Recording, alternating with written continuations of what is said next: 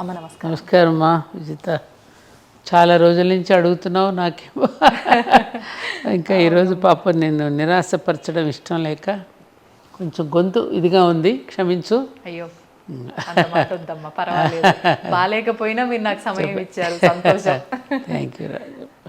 అమ్మ, కుటుంబ వ్యవస్థే కానివ్వండి, వివాహ వ్యవస్థే కానివ్వండి, ఏది కూడా ఒకప్పటిలాగా ఇప్పుడు లేదేమో అనిపిస్తుంది. అంటే ఒకప్పుడు మేమైతే ఏం చూడలేదు, చూడకపోయినప్పటికీ ఇంట్లో పెద్దవాళ్ళు ఎవరైనా ఉంటే మా రోజుల్లో అలా ఉండేది, మా రోజుల్లో ఇలా ఉండేది అని చెప్పే మాటల్ని బట్టే మాకు అనిపిస్తుంది, అరే అలా ఉండేదా, ఎందుకు ఇంత మారిపోయింది, అంటే నామరూపాలు లేకుండా పోయాయే అలాంటి విషయాలు అనే విధంగా అనిపిస్తోందమ్మ ఈ ఆలోచన ధోరణి అనేది.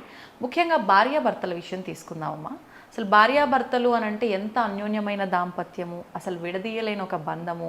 అలాంటిది అంటే 100 ఏళ్ల పంట అని చెప్తూ ఉండేవారు. ఇప్పుడు అసలు పచ్చగడ్డేస్తే బగ్గుమనేటట్టు ఉంది ఆ బంధం అనేది. ఎందుకు ఇలా ఉందంటారమ్మా? అంటేమ్మా, వ్యవస్థలలో కొన్ని అవస్థలు వచ్చాయి. ఈ అవస్థలకు మూల కారణం ఏంటనేది మూలాన్ని వెతికి తీస్తే మనకు అర్థమవుతుంది. అసలు మనకి ఈ దాంపత్య ధర్మం అనేది ఒక సృష్టి యజ్ఞంగా మనకి భగవంతుడు ప్రసాదించినటువంటి ఒక యజ్ఞం. ఇది గాడ్స్ క్రియేషన్. ప్రకృతి పురుషుడు, ఈ ప్రకృతి పురుషుడి మధ్య ఒక ఆకర్షణను పెట్టి బొమ్మల నుండి మరికొన్ని బొమ్మలు తరాలు నిలవడానికి కావలసినటువంటి ఒక ప్రక్రియ, ఒక యజ్ఞం ఇది. ఆయన అన్నట్టుగా వివాహం అనేది ఒక రిక్రియేషన్ కోసం కాదు, ఇది ఫర్ క్రియేషన్ అని. ఆ మ్యాన్ అండ్ ఉమెన్ మధ్య ఉండేటటువంటి ఈ లింక్ అనేది కేవలం అది భౌతికమైనటువంటిది కాదు, అది మానసికపరమైనది, ఆత్మపరమైనది. Highly spiritual link between heaven and earth అంటారు. అలాంటి స్థితి నుండి మనం రోజు రోజుకి కొంచెం దిగజారుడుతనం వచ్చేసింది. దానికి కారణం ఏమిటి? ఇది యోగ భూమి, ఇది భోగభూమి కాదు. కేవలం దాంపత్య ధర్మం అనేటటువంటిది సంతాన ఇచ్ఛ కోసం, సంతానం కోసం అనేటటువంటిది. ఆ యజ్ఞ నిర్వహణ నుండి వచ్చేటటువంటి సత్సంతానమే. ఆ యజ్ఞ ఫలం ఏమిటి? సత్సంతానం. కేవలం దానికోసమనే ఈ యజ్ఞం నిర్వహించడం అనేటువంటి మన పూర్వీకులు మనకు చెప్పినటువంటి ఇది పద్ధతి. సో రాను రానది మైల పడిపోయింది. ఇప్పుడు జంతువులు ఉన్నాయనుకోమా, దాని ఋతుధర్మం ప్రకారం అవి సంతానాన్ని కంటాయి. వాటికి కొన్ని ఉన్నాయి, అది ప్రకృతి వాటికి ప్రసాదించింది, అది మనకు తెలియదు. అది సరే, తర్వాత మనం ఆధునిక పోకడలు వల్ల, నీకు గుర్తుందో లేదో, మా అందరికీ తెలుసు, పల్లెటూళ్ళలో మంచాలు అసలు ఎక్కడుండేవి తెలిసేది కాదు. గోడ కానించుండే, రాత్రిపూట పడుకున్నాక మళ్ళీ గోడకి ఎత్తేసేవారు, బయటకు కనిపించేది కాదు. మన తల్లిదండ్రులు ఎక్కడుండేవారు కూడా మనకు తెలియదు. అవునమ్మా. అలాంటి దృశ్యం ఒక ఇంటిని ఒక ఎలాంటి పిల్లవాళ్ళకి, పెరుగుతున్న పిల్లలకి ఎటువంటి దృశ్యాన్ని చూపించాలి, ఆ ఇంటి వాతావరణం ఎలా ఉండాలనే దానికి దృశ్య సంస్కారం, శ్రవణ సంస్కారం అని 2 ఉన్నాయి. ఎటువంటి దృశ్యాలు చూపిస్తే పిల్లలు ఎదుగుతారు, బాగవుతారు, ఎలాంటి మాటలు వింటే వాళ్ళు సంస్కారవంతులు అవుతారు. ఈ 2 సంస్కారాల ద్వారా పిల్లల్ని పెంచటం అనేటటువంటిది అనాది నుండి మనకి పెద్దలు ఇచ్చినటువంటి ఒక సంస్కృతి. అది ఎప్పుడైతే గాడి తప్పిందో, పాశ్చాత్యీకరణ చెందిందో, అప్పటి నుంచి మనం దారి తప్పాం. నిజమమ్మా. ఫ్యాషన్ కోసమనో లేకపోతే రకరకాల దీనికోసమనో మన జీవన శైలిలో మార్పులు వచ్చిన తర్వాత, ఆ మార్పు వచ్చిన తర్వాత అనుకోకుండా ఆ మార్పు వెనక మరి మార్పులను వస్తాయి కదమ్మా. అంతే కదమ్మా, ఆలోచించండి. కాబట్టి ఈ ఈ వ్యవస్థలో వచ్చిన ఈ అవస్థలు మనం కొని తెచ్చుకున్నవే కాబట్టి మనం అనుభవించక తప్పదు. పెద్దల మాట ఎప్పుడైతే పెడచెవిని పెట్టామో, ఏదైతే శ్రీకృష్ణుడు కూడా భగవద్గీతలో యజ్జత్ ఆచరిత శ్రేష్ఠ. శ్రేష్ఠులు ప్రముఖులైనటువంటి వాళ్ళు ఏది ఆచరించారో మీరు ఆచరించండి అని నన్ను ఆదేశించాడు. ప్రముఖులు చెప్పిన బాటలు మనం నడవడం లేదుగా, ఆచరించిన వాళ్ళ బాటలు మనం నడవడం లేదుగా, మనకు తోచినట్టుగా మనం నడిచేస్తున్నాం. ఏమ్మా, నేల విడిచి సాము చేస్తున్నాం. మనం కూర్చున్న కొమ్మను మనమే నరికేసుకుని బ్రతుకుతున్నాం కాబట్టి తప్పకుండా ఢామును కింద పడతాం కదా. ఇప్పుడు అలా ఢామును కింద పడి గాయాలు అయిపోయిన తర్వాత లబోదిబోమని ఏడుస్తున్నాం. అలాంటి జీవన విధానం ఇవాళ వైవాహిక జీవితాలు, దాంపత్య ధర్మం బీటలు వారడానికి కారణం ఇవన్నీ ఎవరో చేసింది కాదు, మనకి మనంగా చేసుకున్నదే. అంటే ప్రతి దేశంలో కూడా వాళ్ళ దేశం యొక్క సంప్రదాయాన్ని కొనసాగించుకుంటారు. మనం మాత్రం మనది వదిలేసి వేరే దాన్ని అద్దెకు తెచ్చుకోవటం లేకపోతే వేరే దాన్ని అనుసరించడం అనేది ఒక బలహీనత భారతీయుల్లో బాగా నాటుకుపోయింది. దాన్ని నాటుకుపోవడానికి కూడా కారణం ఏమిటి? ఎంతోమంది పరిపాలించారు ఈ దేశాన్ని, దాడులు చేశారు. ఏమా తెలిసిందే కదా మీకు. ఆ చేసినప్పుడు ఏంటంటే తరతరాల నుంచి మనలో కొన్ని భ్రమలను కలిగించారు వాళ్ళు. ఎటువంటి భ్రమలమ్మా? మన పురాణాలు, మన ఇతిహాసాలు, మన వేదాలు, మన జీవన విధానం ఇదంతా బుల్షిట్. ఇవన్నీ అబద్ధపు రాతలు, అబద్ధాల కోతలు అన్నట్టుగా వాళ్ళు మాట్లాడేస్తే మీ రాముడు అట్లా, మీ సీత ఇట్లా, మన గ్రంథాలను కూడా ఇంటర్ప్రిటేషన్స్లో మార్చేసి రాశారు వాళ్ళు. అసలు సత్యాన్ని దాచేసి వాళ్ళ సొంత వాక్యాలు అందులో ప్రక్షిప్తాలు చేర్చి మార్చినటువంటి పాఠాలే మనకు చెప్పి దానిలో అందరికీ ఒక సందేహం వచ్చేటట్టు చేసి, అవునా కృష్ణుడు అలాంటి వాడా, ఓ రాముడు ఇలాంటి వాడా, అది రాముడు అలాంటప్పుడు దేవుడు ఎలా అవుతాడు, ఇట్లాంటి క్వశ్చన్స్ మనకు వచ్చి మనలో మనకి భ్రమలు కలిగించేటట్టు చేశారు. అది వాళ్ళే రాశారు పుస్తకాల్లో. భారతీయుల్ని ఎలా జయించాలో తెలియక మేము ఎటువంటివి ప్రవేశపెట్టామని బేబింగ్టన్ మెకాలే లాంటి వాడు కూడా చెప్పేశాడు కదా పార్లమెంట్లో. భారతీయులంతా విలువలతో జీవిస్తూ ఉంటారు. ఆ విలువలతో జీవించే వాళ్ళని జయించడం చాలా కష్టం కదా. మరి వాళ్ళని జయించాలంటే ఎలాంటి బలహీనతలు వాళ్ళలో చేర్చాలని నేను ప్లాన్ చేశాను. ప్లాన్ చేసి వాళ్ళకి వాళ్ళ సంస్కృత భాషను దూరం చేసేసాను. వాళ్ళకి వాళ్ళ శతక పద్యాలు లేకుండా చేశాను. వాళ్ళ నైతిక శాస్త్రాన్ని తీసి పారేశాను పాఠశాలల నుంచి. మన విధానాన్ని ప్రవేశపెట్టేశాను. అమ్మకు బదులు మమ్మీని చేసేసాను. అంతే కదా. మమ్మీ అంటే జీవోత్సవం, అమ్మలను జీవోత్సవాలను చేసేసాను. డాడ్ చచ్చిపోయాడు. అలాగే గురువులు కూడా అంతే. అన్ని చోట్ల నేను ఏదైతే చేశానో, ఏది ఇంజెక్ట్ చేశానో భారతీయుల మెదడులో అది కొనసాగుతూ వస్తాను. నేను జయించాను అన్నాడు. అదేమన్నా మనం మార్చుకున్నామా అమ్మ? మార్చుకున్నామా? మార్చుకునే ప్రయత్నం చేశామా? లేదు.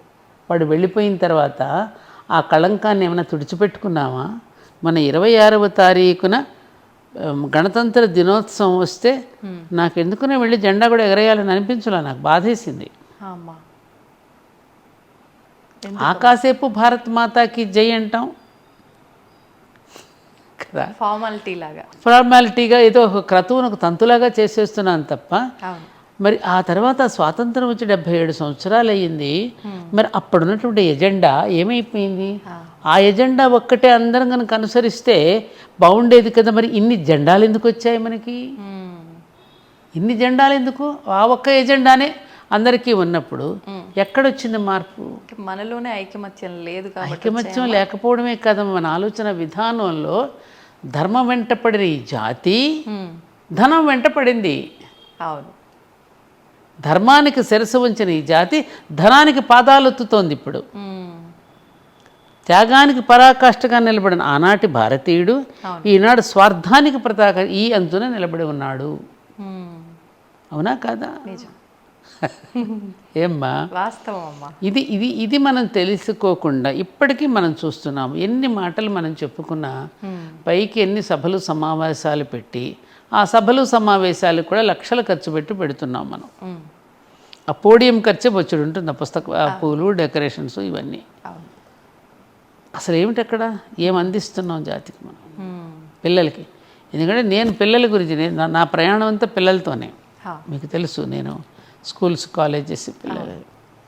అసలు పిల్లవాడికి ఏం అందిస్తున్నాం?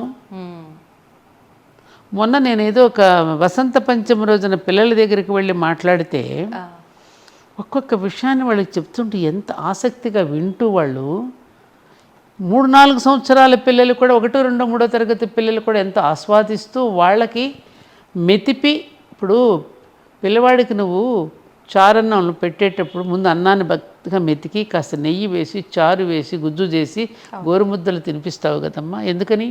వాడికి అలా అయితేనే వాడు తినగలుగుతాడు, జీర్ణం అవుతుంది. అలాగే మేధావులైనటువంటి వాళ్ళు జాతికి ఎప్పటికప్పుడు మెతిపి పెట్టాల్సిన కర్తవ్యం మేధావులకు ఉందా లేదా? మరి వాళ్ళ పిల్లలకి నువ్వు ఎటువంటి దృశ్యాలు చూపిస్తున్నావు, ఎటువంటి పాఠాలు నేర్పిస్తున్నావు, అసలు ఫండమెంటల్స్ నేర్పిస్తున్నావా నువ్వు? ఒక నేచర్ గురించి కానీ ఎంత ఎ ఫర్ యాపిల్ పీ ఫర్ బ్రెడ్డా అంటే తిండి కోసం చదువా? మన చదువు కాదు కదా. అందుకని తిండి కోసం చదువు అనేటటువంటి ధోరణి వచ్చేసరికి ఈ చదువు ఉద్యోగం కోసం అని వెంపర్లాడుతున్నాడు. ఉద్యోగం డబ్బు కోసం, ఆ డబ్బు సుఖాల కోసం అనే దీనిలో పరిగెడుతున్నాడు. అడుగులేని సంచిలాగా మారుతున్నాడు తప్ప జీవితాన్ని అర్థవంతంగా మలుచుకోగలుగుతున్నాడా? లేదు. కారణం ఎవరు అని మనం ప్రశ్న వేసుకుంటే అందరం దీనిలో బాధ్యులమే. అందరం బాధ్యులమే కదా. అమ్మ కొంతమంది చేస్తే సరిపోతుందా అని అనుకుంటాం. కొంతమందిని కొన్ని అడుగులు వేస్తే మిగతా జాతి నడుస్తుండగా ప్రయత్నాలు జరుగుతున్నాయి. ఆ జరుగుతున్న ప్రయత్నానికి ప్రభుత్వాలు కూడా దోహదం చేసి అటువంటి ప్రయత్నాలు చేస్తున్న వాళ్ళని కూర్చోబెట్టి మాట్లాడి మాకు కూడా పరిపాలన చాలా సులభంగా ఉంటుందయ్యా మీరందరూ సహకరిస్తే, మీరు ఆశయంతో చక్కగా ఇట్లా పిల్లలకి ఇట్లా చెప్తూ ఉన్నారు కాబట్టి మా సహకారం ఏం కావాలి మీకని వాళ్ళని కూర్చోబెట్టి మాట్లాడిన దాఖలాలు ఎక్కడైనా ఉన్నాయమ్మా? లేదు. ఇందాక మీరు అన్నట్లు మీరు చూసారా? లేదమ్మా. అంటే ప్రతి ఒక్కటి పేరు, పలుకుబడి, డబ్బు, ఇంకా అవి ఉంటే మనం చేసే నడవమేమో అనే దగ్గర కూడా ఆగిపోయే వాళ్ళు ఉన్నారేమో అనిపిస్తుంది. ఉంది కదా, చూస్తున్నాం కదా మనం. మరి ఒకప్పుడు మరి స్వతంత్ర సంగ్రామంలో ఆ రోజున భారతదేశాన్ని మనం స్వతంత్రంగా పరిపాలించుకోవడానికి ఎంతోమంది ఎన్నో రకాల కృషి చేశారు కదమ్మా. చేసిన వాళ్ళు కొంతమంది పాలనలోకి వెళ్ళారు, కొంతమంది సేవా దృక్పథంలోకి వెళ్ళిపోయారు. ఆ సేవా దృక్పథంలో పనిచేసిన వాళ్ళని ప్రభుత్వాలు దగ్గరకు తీసి వాళ్ళకి బాధ్యతలు అప్పగించి సమాజాన్ని మనం అనుకున్న సమాజంగా తీర్చిదిద్దడానికి ప్రయత్నం జరిగిందా? వెంటనే ఆపగా జురుకోవడం మొదలెట్టారు. స్వాతంత్రం వచ్చేసింది, చతికి పడిపోయారు, అయిపోయింది అనుకున్నది ఎవరికి వాళ్ళు తినడం మొదలెట్టారు. సిగ్గేయడల్లా మనకి? నా పుణ్యభూమి నా దేశం నమో నమామి అని పాడుకోవడానికి సిగ్గేయటల్లా మనకి? పుణ్యదేశమే. నాకు బాధ అనిపిస్తుంది. చిన్నప్పుడు మాకెందుకబ్బా చిన్నప్పుడు ఈ భారత భూమిని గురించి ఇంతగా పొగిడి ఎందుకు చెప్పారా మనకి? మనం కూడా హాయిగా అందరితో పాటు బతికేసి ఉంటే బాగుండేది కదా అని అనిపిస్తుంది. అప్పుడప్పుడు బాధ అనిపిస్తుంది. అంటే ఇంత తెలిసిన మీకే అంటే ఒక్కొక్కసారి ఇలాంటి ఆలోచన వస్తుంది అని అంటే మిగతా వాళ్ళ పరిస్థితి ఇంకా చెప్పక్కర్లేదమ్మా. ఆటోమేటిక్గా సమాజానికి తగ్గట్టుగా మారిపోతున్నారు. అంతే కదా? అంతే కదమ్మా. కాదు విజిత, పిల్లలకి మనం ఎవరిని రోల్ మోడల్స్గా చూపిస్తున్నామమ్మా? ముందు అసలు ఫస్ట్ తల్లిదండ్రులు రోల్ మోడల్స్ కదా. వాళ్ళు సమాజం మమ్మల్ని గౌరవించదేమో మనం సంపాదించకపోతే అని ఇద్దరు బయటికి పరిగెత్తి సంపాదిస్తున్నారు. అవును.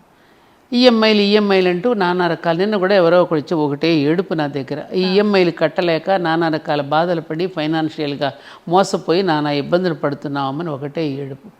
అది ముందు తెలియదా? మరి ఇద్దరం పరిగెత్తి సంపాదించాలి. మనం సంపాదించకపోతే మమ్మల్ని గౌరవించరేమో అనేటటువంటి ఒక ఏమంటారు ఒక న్యూనతాభావానికి ఎందుకు లోనవుతున్నాం? మనం ఉన్నదానితో తృప్తిగా ఎందుకు బ్రతకలేకపోతున్నాం? విలువ లేదు కదమ్మా సమాజంలో. అలా ఉంటే అటువంటి విలువ ఎందుకమ్మా మనకి? అసలు వాడు ఇచ్చే విలువ ఏంటమ్మా?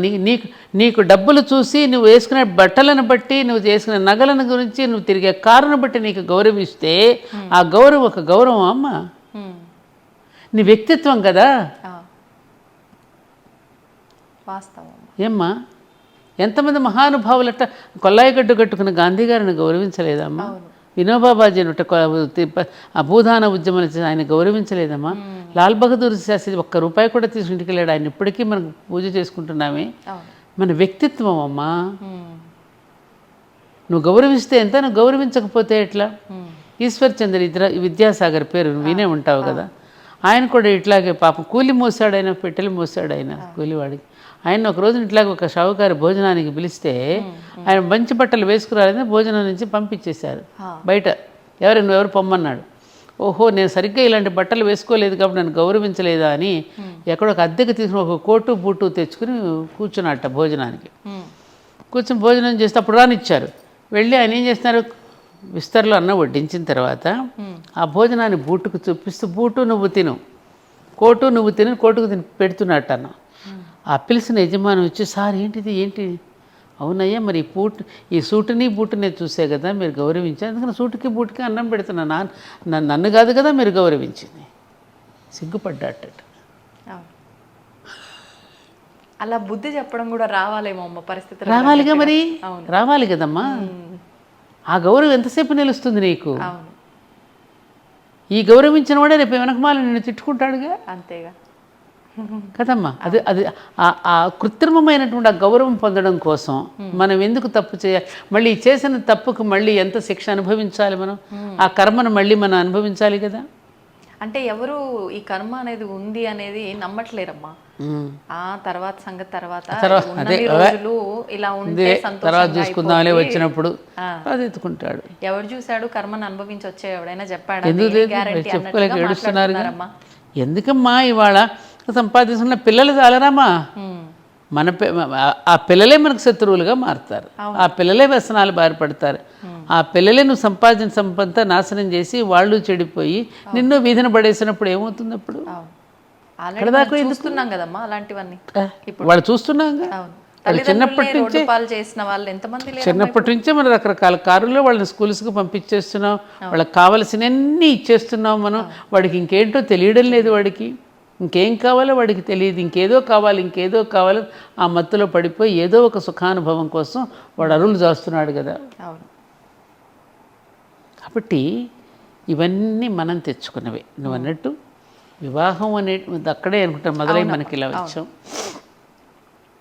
ఒకరికొకరు అర్థం ప్రతి ఒక్కరికి ఉంటుంది అది. ఎవరూ తక్కువ కాదు ఈ విషయంలో. ఎందుకంటే మనకి వివాహాలు అనేక రకాలు ఉన్నాయి. స్వయంవరం దగ్గర నుంచి మనం ఎన్నో చూసుకున్నాం. పెద్దలు నిర్ణయించిన వివాహాలు, మేము అరేంజ్డ్ మ్యారేజెస్. తల్లిదండ్రులు పిల్లల యొక్క భవిష్యత్తును కోరుకుంటారు కాబట్టి కొన్ని ఎంక్వైరీ చేస్తారు. కొంతమంది ఎంక్వైరీ చేసుకుంటారు. కొంతమంది పెద్దవాళ్ళ మాటలు నమ్మి చేస్తారు. జరుగుతూ ఉంటాయి ఇలాంటివి. అలా జరిగిన తర్వాత కూడా కాపురాలు అలా నిలబెట్టుకుని కష్టాన్ని, దుఃఖాన్ని, అలాగే ఆనందాన్ని అన్నిటినీ సమానంగా చూసుకుని అధిగమించి కాపురాలు నిలబెట్టుకునే వాళ్ళు కొల్లల మంది ఉన్నారు. అది మన ఇండియా యొక్క గొప్పతనం. ఆ ఓర్పు, ఆ నేర్పు, ఆ శృతి కలుపుకుని ఒడుపుగా జీవించటం అనేటటువంటిది. ఏమీ చదువుకోకపోయినా, అక్షరజ్ఞానం లేకపోయినా మహిళలందరూ ఆ విధంగా జరుపుకుంటూనే వచ్చారు. కాదంటావా? నీ అమ్మమ్మ, నాన్నమ్మ వాళ్ళందరినీ ఒకసారి అడిగి చూడు. వాళ్ళు కష్టాలు పడలేదా? పడ్డారు. ఏమ్మా, ఆ కష్టాన్ని ఎప్పుడైనా కష్టం అని చెప్పుకున్నారా వాళ్ళు? అరే నా బిడ్డల కోసం అండి ఇది, ఎవరి కోసం పడ్డా నేను ఇది అని అంటారు తప్ప మేము కష్టాలు పడ్డామని చెప్పుకోరేవాళ్ళు. నన్ను కాకపోతే ఆయన ఇంకెవరిని అంటారండి? భార్యాభర్తలు ఇద్దరు దెబ్బలాట్లు మధ్యవర్తి ఎవరైనా వెళ్తే ఏంటండి నా భార్య మీ ఇద్దరం మాట్లాడుకుంటున్నాం, మీకెందుకు మధ్యలో మీరు బొండి అంటారు. మనం సిగ్గుపడాలి. అలా జరిగాయా లేదా? మరి ఇప్పుడు ఎందుకు ఆ ఓర్పు ఇది పోతోంది? మనసులు పెనవేసుకునేటప్పుడు, శరీరాలు పెనవేసుకోవడానికి మనసులు పెనవేసుకోవడానికి చాలా తేడా ఉంది. ఇప్పుడు జరుగుతున్నది రెండవది కాసేపు అయిపోతుంది. అందుకని ఒకరినొకరు అర్థం చేసుకుని ఒకరి కష్టంలో ఒకళ్ళు. ఇప్పుడు మనకు అరుంధతి నక్షత్రం ఎందుకు చూపిస్తున్నారు? నేను అందుకే ధర్మపురి క్షేత్రం అరుంధతి ఆలయం కట్టిస్తున్నాను. అందుకే. అవునమ్మా. ఎందుకనంటే అక్కడ చూపిస్తారు, ఎప్పుడో పెళ్ళిళ్ళు అవుతున్నాయి, ఎక్కడో చూస్తారు, వాడికి కనపడదు, చూపించేవాడికి కనపడదు, చూసేవాడికి కనపడదు, ఆవిడ ఎవరో కూడా తెలియదు. అందుకని ప్రతి ఒక్కరు వివాహం చేసుకోముందు, చేసుకున్న తర్వాత మన దగ్గరికి వస్తే మనమే వాళ్ళకి బట్టలు పెట్టి కూర్చోమ్మా, నువ్వు పెళ్లి చేసుకోబోతున్నావు తల్లి, చేసుకున్నావు, లేకపోతే ఇదిగో ఇలా ఉండాలి, ఇది అరుంధతి చేసిన గొప్పతనం అని ఆవిడ గురించి, ఆవిడ చరిత్ర గురించి చెప్పి వాళ్ళకి కాస్త ప్రచోదనం చేయాలని ఒక కౌన్సిలింగ్ సెంటర్లో ఉండాలని నేను ప్రారంభం చేశాను. మంచి ఆలోచన మొదలైందమ్మా. అయింది, ఇక్కడ త్వరలోనే అయిపోతుంది. ఈ రెండింగ్ లోపే మీరు అందరూ రావచ్చు. తప్పకుండా అమ్మా. ఎందుకనంటే అమ్మా, అందుకనే మనకి నామాల్లో లక్ష్మీనారాయణాభ్యాం నమః, ఉమామహేశ్వరాభ్యాం నమః, వాణీ హిరణ్యగర్భాభ్యాం నమః, శచీపురందరాభ్యాం నమః, అరుంధతి వశిష్ఠాభ్యాం నమః. ఈ దంపతులన్నీ కూడా ఆదర్శ దంపతుల లిస్టు వీరికి కూడా వస్తుంది. అవును. ఆదర్శ ముని దంపతులు వీళ్ళు కదా. అవును. అది ఎందుకది ఆయనకి ధైర్యం ఇచ్చింది. ఆయన ఒడ్డును చేర్చి ఆయనకి నేనున్నాననే ధైర్యం. అలాగే ప్రతి భార్య ప్రతి భర్త కూడా భార్యకు భరోసా భర్త, భర్తకు భరోసా భార్య ఇచ్చి మీ కష్టంలో నేను పాలు పంచుకుంటానండి అని. ఎంతమంది వ్యాపారంలో ఇబ్బందులు పడుతుంటే భార్యలు వాళ్ళ నగలిచ్చి వాళ్ళ మాంగళ్యంతో సహా ఇచ్చి ఎంతమంది నిలబెట్టలేదమ్మా. ఏం తల్లి అలా బ్రతకలేదా మనందరం? అలా వాళ్ళకి అది తెలియకపోవడం వల్ల. ఇంకోటి ఏంటంటే విజిత, ఇప్పుడున్నటువంటి స్టడీస్లో ఈ సాఫ్ట్వేర్ వచ్చిన తర్వాత ఎంతవరకు ఆ ఆధునిక టెక్నాలజీ వైపే దృష్టి పెడుతున్నారు తప్ప ఆ టెక్నాలజీ కంటే గొప్ప శాస్త్రీయత మన జీవన విధానంలో మనకు ఉన్నదనేది ఇప్పుడు పిల్లలకి చెప్పకపోవడం వల్ల, ఆ వివాహం చేసుకోవడానికి తగిన అర్హతను వాళ్ళు పొందలేకపోవడం వల్ల జరుగుతుంది. ఇప్పుడు మాకు 19 సంవత్సరాల వయసులో మేము అత్తవారింటికి వచ్చాము. పూర్తిగా వాతావరణం భిన్నంగా ఉంటుంది, స్వభావాలు భిన్నంగా ఉంటాయి. అక్కడ ఒక రకంగా పెరిగి వచ్చాం, ఇక్కడికి వచ్చిన తర్వాత వాతావరణం వేరుగా ఉంటుంది. అక్కడదేమో ప్రేమ, ఇక్కడికి వచ్చాక బాధ్యతలను మన భుజస్కంధాల మీద వేసుకునేటప్పుడు కొంత బరువు ఉంటుంది. ఆ బరువుని ఎలా మొయ్యాలో ఎలా చేయాలనే దానికి మన అమ్మమ్మలు నాన్నమ్మలు మేనత్తలు మేనమామలు ఎవరో ఒకళ్ళు కూర్చోబెట్టి వెన్ను తట్టి చెప్పేవారు. మేము కూడా కాపురానికి కొత్తగా వచ్చినప్పుడు ఇలాగే ఉండేదమ్మా, కొంచెం ఓపిక పెట్టి ఒరుగల్లు పట్టడం జరుగుతుంది అని చెప్పి భూదేవికి ఎలాంటి ఓర్పు ఉన్నదో దానిని చెప్పి ఆ కథలు ఆ ఎగ్జాంపుల్స్ చెప్పి కాపురాలు నిలబెట్టారు. లేకపోతే మేము పోయేవాళ్ళం ఆ రోజుల్లో. చెప్పకపోతే నేను చెప్పేది ఏంటంటే, ఆ రకంగా పెద్దవాళ్ళు మాకు ఆ మాటలు చెప్పకపోతే మా జీవితాలు కూడా అంతే కదా. ఆహారపు అలవాట్లు వేరుగా ఉంటాయి, మన అమ్మ ఇంట్లో తినే మన వంటలు వేరుగా ఉంటాయి. అత్తగారింట్లోకి వచ్చి వాళ్ళ అలవాట్ల ప్రకారం వాళ్ళ భోజన పద్ధతులు వాటన్నింటిని లింక్ చేసుకుని అలవాటు పట్టడానికి టైం పడుతుంది కదా. ఇప్పుడు తులసి మొక్క ఉంది అక్కడ, ఆ తులసి మొక్కను అక్కడ నుంచి తీసి నువ్వు కుండీలో పెడతావు. ఆ కుండీలో పెట్టిన తర్వాత అది అప్పుడు వడిలిపోయి ఉంటుంది. ఆ రోజు ఒక 2-3 రోజులకు చక్కగా నిలబడుతుంది. మనం కూడా అంతే, అక్కడ తీసిన మొక్కను తెచ్చి మళ్ళీ ఇక్కడ నాటినప్పుడు ఆ చుట్టూ వాతావరణానికి అలవాటు పడింది నిలబడడానికి కొంత టైం పడుతుంది. కానీ ఆ టైం వరకు మనం కనుక కొంచెం ఓర్పు పడితే నిలబడిపోగలుగుతాం. కానీ ఆ టైం మనం టైం తీసుకునే అంత అవకాశం మనకు ఆ ఓర్పు లేదుగా. ఓర్పు లేదు, అంత సమయము ఇవ్వడం లేదు. తొందరగా అయిపోవాలి అంతే చెప్తున్నాగా. ఇప్పుడు పిల్లలకి నువ్వు ఇన్స్టెంట్గా కావాల్సింది నువ్వు ఇచ్చేస్తున్నావు. అది సంపాదించుకోవడంలో ఆనందాన్ని, ఆ వస్తువు కొనుక్కోవడానికి సంపాదించుకోవాల్సిన ఆనందాన్ని నువ్వు వాడికి అసలు ఇవ్వడం లేదు. అంటే నేనే కష్టాలు పడ్డా, నా పిల్లలకి కష్టం తెలియకుండా అదే అక్కడ ఆ డైలాగ్ వదిలిపెట్టాలి పేరెంట్స్. నేను కష్టపడ్డాను కాబట్టి నా పిల్లలు కష్టపడకుండా పెరగాలనేది చాలా చాలా చాలా తప్పు. విదేశీయులు అలా పెంచరు. విదేశీయులు పిల్లలు చిన్నప్పుడు పెంచుతారు, ఒక్కసారి వదిలేస్తారు, రెక్కలు వస్తే ఎగిరిపోతాడు వాడు. అది వాళ్ళ పెంపకం కరెక్ట్. మంచి చెడు చెప్తారు, చిన్నప్పుడు మనకంటే బాగా చూస్తారు, భుజాల మీదే మోస్తారు, ప్రతిదీ చాలా జాగ్రత్తగా చూస్తారు. వాడికి వయసు వచ్చే వరకు చక్కగా వదిలిపెట్టేస్తారు. మనవాళ్ళ మునిమనవరాళ్ళ దాకా ఆలోచించి పెట్టి అసలు మర్చిపోయి ఇది పట్టుకుంటాం. అక్కడ మన దగ్గర మార్పు రావాలి. ఇంకా మనవాడికి ఏం గొలుసు చేయించాలి, గడపలు దాటినప్పుడు ఇంకా మనం ఏం పెట్టాలి, ఈ గందరపగోళ గోలే తప్ప అసలు పెరుగుతున్న వాడికి అసలు ఏమి ఇవ్వాలి, మనం ఏం చెయ్యాలి అనేటువంటిది ఎక్కడ ఆలోచిస్తున్నాం కదా. మన ఆలోచనలో మార్పు రావాలి. పిల్లవాడిని కష్టపడనివ్వాలి, కష్టం అంటే వాడికి తెలియాలి. అందుకని పిల్లలకి ఆస్తిపాస్తులు ఇవ్వకూడదు, ఇస్తామని చెప్పొద్దు. సంస్కారమైన ఆస్తి మాత్రమే ఇవ్వండి. ఇవ్వమని చెప్పేయండి ముందే. మనకి ఏం ఆస్తి లేదని చెప్పండి. వచ్చిన సంపద నీది కాదమ్మా, ముందు సమాజాన్ని, ఈ సమాజం మనకి ఇచ్చింది, ఇది మళ్ళీ తిరిగి సమాజానికి పంచిపెట్టాలనే ధోరణి మనలో ఉన్నప్పుడు మన పిల్లలు కూడా బాగుంటారు.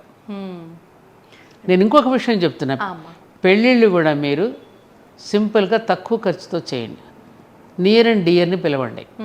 చాలామంది చెప్పి నీ ద్వారా కూడా చెప్తున్నా, సింపుల్గా చేయండి. పిల్లలకు ముందే చెప్పండి, మీకు ఇప్పుడు మేము కట్న కానుకలు ఇవ్వడంలా, మీరు 10 సంవత్సరాలు చక్కగా గట్టిగా కాపురం చేసిన తర్వాత ఘనంగా మరొక్కసారి అభినందన సభ పెట్టి మిమ్మల్ని చక్క పల్లకీలు ఊరేగింపుగా తీసుకువచ్చి అందరి మధ్య మీకు అభినందించి అప్పుడు బాగా మంచి భోజనాలు పెట్టి చేస్తాం.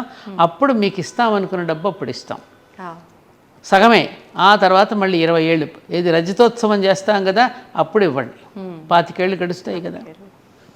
అలా గనక పిల్లలకి మనం భయం పెట్టకపోతే ఫోటోషూట్లు ఖర్చు ఎంత డబ్బున్నా, లెహంగాలకి ఎంత ఖర్చు పెడుతున్నారమ్మా, మంగళ స్నానాలకి ఎంత ఖర్చు పెడుతున్నారు, ఊరు దాటి ఊరు వెళ్ళిపోయి అక్కడ పెళ్ళిళ్ళు చేస్తున్నారు. అసలు చెప్పవలసింది చెప్పరు. అసలు అమ్మ ఇప్పుడు 5 రోజుల పెళ్లి అని అంటే అప్పట్లో కూడా 5 రోజులు పెళ్లి చేసేవారని విన్నాము. బ్రహ్మాండంగా చేసేవారు. మరి ఇప్పుడు హల్దీ అని మీరు అన్నట్లు ఆ పెళ్ళిళ్ళు వేరు. అప్పట్లో ఏం జరిగేవమ్మా? అప్పట్లో 5 రోజుల పెళ్ళిళ్ళు అంటే దూరపు నుంచి బంధువులు వచ్చేవారు కదా, రవాణా సౌకర్యాలు ఇంత లేవు కదమ్మా. అవునమ్మా. నెల రోజుల ముందే వచ్చేసేవారు. అతి దగ్గర మేనమామలు, మేనత, రక్త సంబంధీకులు వచ్చేవారు. అప్పుడు ఇవి లేవు కదా మనకి, ఏమంటారు ఇప్పుడు, ఈవెంట్ మేనేజర్స్ ఎక్కడున్నారు? ఈవెంట్ మేనేజర్స్ బంధువులే కదా, వాళ్ళందరూ రావడం, పిండి వంటలని అన్నాలని చేయడం, ఊర్లో గ్రామంలో ఉన్న వాళ్ళందరూ ఒక్కొక్క రోజు ఒక్కొక్కరి ఇంటికి తీసుకువెళ్ళడం, వాళ్ళు కూడా పెళ్లి కూతురునో పెళ్లి కుమారునో చేయటం, సరదాగా ఆటలు పాటలతో సరస సల్లాపాలతో ఆనందంగా జరుపుకునేవారు ఆ రోజుల్లో పెళ్ళి. ఇట్లా కదా, దాంట్లో ఒక రకమైన ఒక ఆత్మీయత, ఒక ఆదరణ, ఒక రసవత్తరంగా ఉండేవి అవి. ఇట్లా ఇవేమి ఇప్పుడు ఈ కల్చర్ ఏమైపోయిందంటే అన్ని రాష్ట్రాల వాళ్ళవి కలగలుపు చేస్తున్నాం మనం. అవును. ఇప్పుడు అవన్నీ కలగలిపి విభిన్నంలో చేసుకోవడంలో తప్పని నేను అనడం లేదు, కానీ వాటిని కొంచెం అర్థవంతంగా చేసుకోండి. దీనివల్ల ఏమవుతుంది, మీరు ఇంత ఖరీదు కలిగిన రిటర్న్ గిఫ్ట్స్ ఇస్తున్నాం మనం. మధ్యతరగతి కుటుంబాలు ఉన్నాయి, మేము అనడం లేదండి, మేము అలా చేయకపోతే మేము అనడం లేదు, ముందే చెప్పేస్తున్నారు. అప్పుడు భర్త మీద ఇప్పుడు ఒత్తిడి పట్టుకొస్తుంది, ఏమండి మరి వాళ్ళు చేయకపోతే మనం చేయకపోతే ఏమనుకుంటారు అని. పాపం వీడు అప్పుల పాలవుతాడు. ఎన్నేళ్ళకి తీరుస్తాడు అప్పు? నిత్యం పెట్టే వాటికే సరిపోతుంటాయి. ఈ కోరికలు తీర్చడానికి ఎంత? అవును. ఇప్పుడు డైరెక్ట్గా కట్న కానుకలు అడగట్లేదు, కానీ ఈ డిమాండ్స్ అన్నీ ఉన్నాయి కదా. అలా నా చోటే మీరు పెళ్లి చేయాలి, ఇక ఇంత ఖర్చు పెట్టాలి, ఇంత ఘనంగా పెళ్లి చేయాలి, మేమేం అడగం కానీ ఘనంగా పెళ్లి చేయాలంటారు. అడగరెందుకు? వాళ్ళకి ముందు వెనకమాల ఏముందో ముందు ఎంక్వైరీ చేసుకుని దిగుతారు, తెలియకుండా చేసుకుంటారు. ఏంటి అలా ఏం లేదు. అలా అమ్మాయిలు అలాగే ఉన్నారు, అమ్మాయిలు కూడా అలాగే ఉన్నారు. అంటే అమ్మాయిలు అలా ఉండడం తప్పని నేను అంట్లా. ఇప్పుడు శక్తి సామర్థ్యాన్ని అవతల యొక్క దీనిని చూసి చేసుకోవటం అనేది కరెక్టే. నీ సెలక్షన్తో నువ్వు చేసుకున్నా కూడా నిలబట్టలేదే. నువ్వే సెలెక్ట్ చేసుకుంటున్నావు, ఫలానా వాడిని వివాహం చేసుకుంటానని అట్లా చేసుకున్నా కూడా నిలవడం లేదుగా. తల్లిదండ్రులు నిర్ణయించిన పెళ్ళిళ్ళు నిలవడం లేదు, నీకు నువ్వు సెలెక్ట్ చేసుకున్నది నిలవడం లేదు, అబ్బాయి కానీ అమ్మాయి కానీ. మరి ఎందుకని ఇక్కడ ఎందుకు తేడా వస్తుంది? ఈ గోసా అంతే కదమ్మా. ఈగో ఒకటి. అంటే పెళ్ళి వరకు ఒకరితో ఒకరు ఉండే విధానం వేరు, పెళ్ళి అయిన తర్వాత ఇంకా అంటే ఇప్పుడున్న ఆడపిల్లల పరిస్థితి ఏంటి అని అంటే మొన్నటి వరకు చూపించిన ప్రేమ ఇప్పుడు నాతో చూపించట్లేదు, లేకపోతే మొన్నటి వరకు ఒక గౌరవము, రెస్పెక్ట్, కేరింగ్ ఉండేది, ఒక్కసారి తాళే ఎప్పుడైతే కట్టాడో అప్పటి నుంచి అవన్నీ కనిపించట్లేదు, అప్పుడున్నలా ఇప్పుడు లేడు అనేది ఒక కంపేర్ చేసుకోవడం, ఇప్పుడు కంపేర్ చేసుకోవడం ఎక్కువైపోయిందమ్మా. దీనివల్ల అంటే పెళ్ళయ్యే వరకు నన్ను మోసం చేసిండు పెళ్లి చేసుకునేదాకా, పెళ్ళయిన తర్వాత నాకు ఆ ప్రేమ వివాహాల్లో జరుగుతున్నాయి, ప్రేమ వివాహాల్లో జరుగుతున్నాయి. అంటే నేను చేసుకుందే ఇలాంటి మనిషి కదా నాకు కావాలి అని చెప్పి ఆ విధానాలన్నీ చూసి అది ఎప్పుడు ఎలా ఉంటుందమ్మా? ఇప్పుడు ఇక ప్రేమ చేసుకున్నాడు కదా నీకు ఎప్పుడు నీ ఎదురుగుండానే కూర్చుంటాడా? బాధ్యతలు ఉన్నాయి కదా, ఆ బాధ్యత నిర్వర్తించడమే ప్రేమ అనేది ఏ రూపంలో ఉంటుంది? ఎప్పుడు నీ ఎదురుగా కూర్చొని మాట్లాడితేనే ప్రేమ కాదు కదా. కదమ్మా, ఇద్దరు కలిసి ఒకరికొకరు అర్థం చేసుకుని కొనసాగించడం కదా ప్రేమ. ఎల్లప్పుడు భార్యాభర్త ఎదురుగా కూర్చుంటే నడిచేది ఎలా? అది ఉండదు కదా. అది అర్థం చేసుకోవాలి అమ్మాయి కానీ అబ్బాయి కానీ. కానీ అది ఒక ఎర్రవాగు లాంటి స్థితి అమ్మా. పెళ్ళైన కొత్తలో ఉండే మోజు నెమ్మదిగా పిల్లలు పుట్టినాక తగ్గుతుంది. ఇద్దరు కాన్సన్ట్రేషన్ బిడ్డల మీద పెరుగుతుంది. ఎప్పుడైతే బిడ్డల మీద పెరుగుతూ ఉంటుందో బాధ్యతలోకి వెళ్ళిపోయిందని ఇవేవి గుర్తురావు. ఇప్పుడు పిల్లలు కూడా వద్దనుకుంటున్నారు కదా, పిల్లలు వద్దనుకుంటున్నారు, పిల్లల్ని పెంచడము ఇష్టపట్టలేదు, పిల్లలకి పాలు ఇవ్వడము ఇష్టపట్టలేదు. ఆ అటాచ్మెంట్ అనేది లేకపోవటం వల్ల డిటాచ్మెంట్ పెరుగుతుంది. పరస్పర అనురాగాలు, పరస్పర అనుబంధాలు ఎప్పుడైతే దూరం అయిపోతావో ఇవన్నీ వస్తాయి. కానీ కృతకమైనటువంటి వాతావరణం, ఒక కృత్రిమమైనటువంటి ప్రేమ అనురాగాలు ఉన్నారు తప్ప ఆ నిజమైనటువంటి హార్దిక సంబంధాలు పోయి ఆర్థిక సంబంధాలు ఎప్పుడైతే వస్తాయో అప్పుడు ఇలాంటి సమస్యలన్నీ వస్తాయి. నిజం. అమ్మ ఇంకొకటి కూడా నేను విన్నది ఏంటి అంటే ప్రతి ఒక్కరు అంటే మూర్ఖంగా మాట్లాడుతున్నారు అనుకోవాలా లేకపోతే అసలు తెలియక మాట్లాడుతున్నారు అనుకోవాలో తెలీదు. వివాహ వ్యవస్థలు కూడా అంటే ఒక్కొక్క మనం పురాణాల నుంచి తీసుకున్న గాంధర్వ వివాహము అని ఇలా రకరకాల వివాహ వ్యవస్థలు ఉన్నాయి. ఇప్పుడు చూస్తున్న ఈ లివ్ ఇన్ రిలేషన్షిప్ కానివ్వండి లేదంటే ఈ ప్రేమించి పెళ్లి చేసుకోవడం అనేది అప్పట్లో కూడా అమ్మాయి స్వయంవరం ఇలాంటివి ఉండేది. దాన్ని దీనికి కంపేర్ చేసి అప్పట్లో కూడా అమ్మాయి ఇష్ట ప్రకారంగానే అమ్మాయి 100 మంది మగవాళ్ళని తీసుకొచ్చి పెడితే అమ్మాయి వాళ్ళు ఏదో ఒక పోటీ పెడితే పోటీలో నెగ్గినవాడో లేకపోతే అమ్మాయి చూస్ చేసుకున్నవాడో. మరి ఇప్పుడు మేము చూస్ చేసుకుంటే తప్పేముంది? ఎవరన్నారు? ఇలా పోల్స్తున్నారమ్మా చాలా మంది. ఇది ఎలా తీసుకోవచ్చు అంటారు? చూస్ చేసుకోవడం తప్పని ఎవరంటలేదే. నీ చూసింగ్లో కరెక్ట్గా ఉండాలని చూసా. వాడు జేబు నిండుగా ఉందా, వాడు నన్ను హోటల్కి తీసుకెళ్తున్నాడా లేదా, వాడు నాకు గిఫ్ట్లు ఇస్తున్నాడా లేదా, నువ్వు ఎట్లా చూస్తున్నావు? నీ చూసింగ్ అనేటటువంటి విధానం ఎలాంటి చూసింగ్ ఉంది? ఇప్పుడు ఎవరినైనా పెళ్లి చేసుకుంటే అమ్మ నీకు ఎలాంటి వాడు కావాలంటే నాకు గ్రీన్ కార్డు కావాలి, లేకపోతే అమెరికాలో ఉన్నవాడు కావాలి, లేకపోతే ఇంజనీర్ కావాలి, డాక్టర్ కావాలని అంటారే తప్ప నన్ను అర్థం చేసుకున్నవాడు ఏమ్మా నాకు ఎప్పుడు రక్షణగా నిలబడేవాడు, నన్ను ప్రేమించేవాడు కావాలని ఎవరంటున్నారు?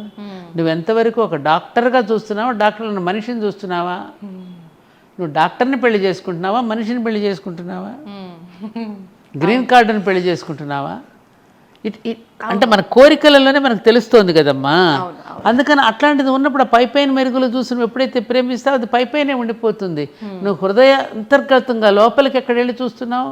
అలాంటి ప్రేమను ఎవరు కాదంటారు? ఇప్పుడు దమయంతి నల దమయంతులు కానీ మన మన సత్యవతి వీళ్ళని పెళ్లి వివాహాలు కానివ్వండి, మన దుష్యంతుడు శకుంతల వివాహం ఒక హెచ్చరిక చేశారుగా.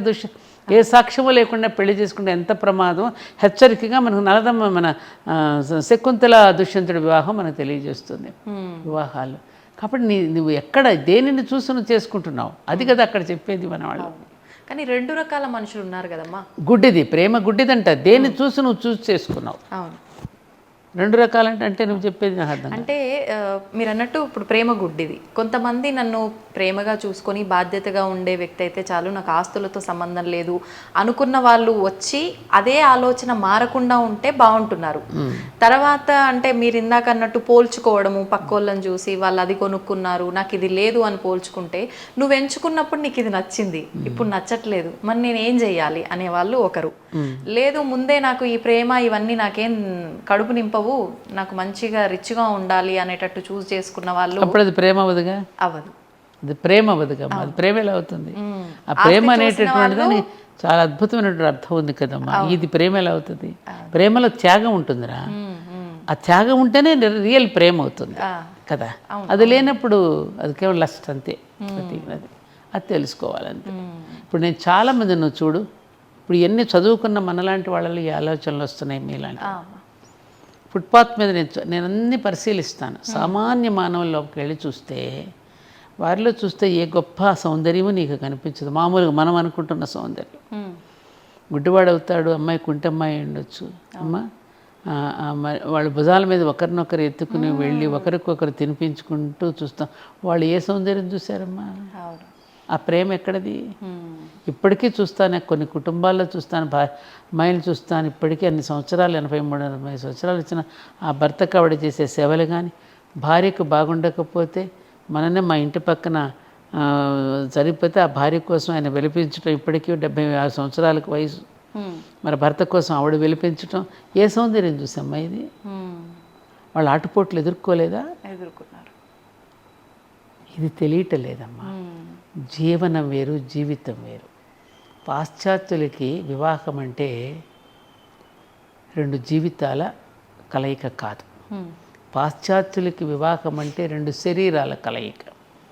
భారతీయులకి వివాహం అంటే 2 జీవితాల కలయిక. జీవితానికి కలయికకి దీనికి ఎంత తేడా ఉంది? ఎంత తేడా ఉందమ్మా? చాలా తేడా. అస్థిమశకాంతరం. అది తెలియక మన వాళ్ళు ఇప్పుడు ఇబ్బందులు పాలయ్యి వాళ్ళ ఇబ్బందులు కొని తెచ్చుకుంటున్నారు. నిన్ను చదువుకోమని కాలేజీకి పంపించింది దేనికి?